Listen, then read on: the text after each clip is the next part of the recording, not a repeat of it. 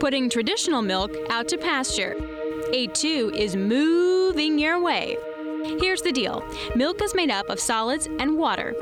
The solids are lactose, fat, minerals, and protein. Whey and casein are the two proteins in milk.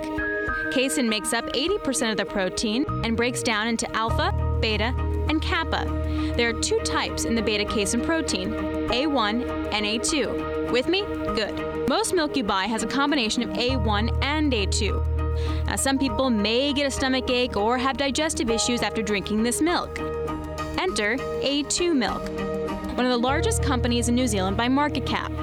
This company only has the A2 protein, and it wants to kick the competition right in the udders. Its two big growth areas are China and the US, where revenue is up over 100%. Shares were hit recently as its inline 2020 guidance just wasn't enough for investors. They complained about a marketing spend that doubled in the back half of the year. But when all the curds are down, A2 Milk wants to be ahead of the herd when it comes to growth plans. I recently caught up with Jayne and I asked her how competitive the U.S. market actually is. China is a big infant formula market, and it's also a growing fresh milk market, but it's a smaller fresh milk market maybe per capita than other countries around the world. The U.S. is quite different because that's the fresh milk market. It's a big premium market, and we're engaging with consumers in a really fresh and different way, and that's working. How competitive is the U.S. market? The U.S. market is one of the most competitive in the world, and a very big premium segment of the supermarket. So where's the competition? Is it in milk itself? Is it in plant-based proteins? Where do you see it? I mean, the interesting thing about our product is that we're drawing consumers from all aspects of the quote-unquote dairy cabinet. We're pulling people from plant-based alternatives, lactose-free, private label, organic, and we're bringing people who've retired from drinking milk back into the category. How do you do that? Like, how do you make it easy for a consumer to get into it when it's complicated? Different proteins, it's A1, it's A2, etc. How do you do it? Well, we're trying to keep the message really simple, that this is a product which is naturally really good for you. It takes milk back to its very origins. You're in over 13,000 locations. You have partnerships with Kroger and Walmart. Can you walk me through how that's going to expand over the next 18 months? Sure. So we are now pretty much across the country, but we're not fully penetrated in all states. And so we've got good relationships with big retailers who are really excited about what we're doing, and we're rolling out through their networks.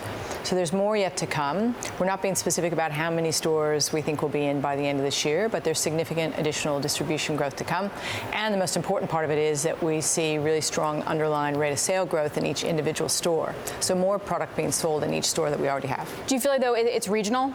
That, okay, maybe in the Northeast or more in California, where there's maybe more health consciousness, it's going to be easier to penetrate, or versus, say, farmland?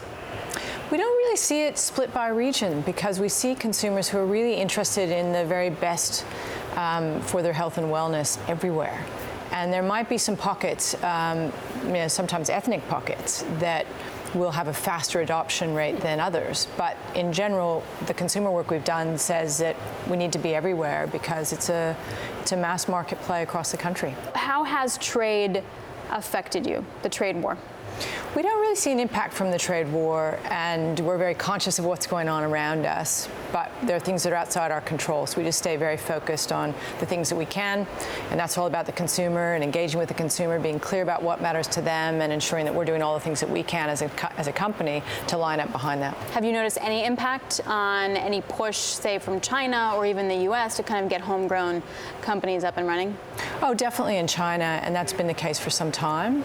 But what I think is so great about the way the Chinese economy is developing at a consumer level is that the economy is hungry for choice.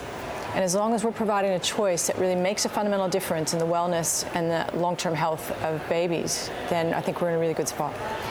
In terms of break-evens, do you think of your business like that? When are you going to break even in the U.S., China, et cetera? Not really. I mean, we're obviously a very, very profitable company, and we've got the capacity to reinvest for growth. The Chinese business is in a really good spot. And the U.S. business, we see clearly where profitability will come, but we're driving most importantly to really build our market share and our market penetration. When will profitability come? We're not being clear about that. The most easy thing for us to do, the most straightforward thing for us to do is to drive profit because you just pull back on marketing, and we're not going to do that.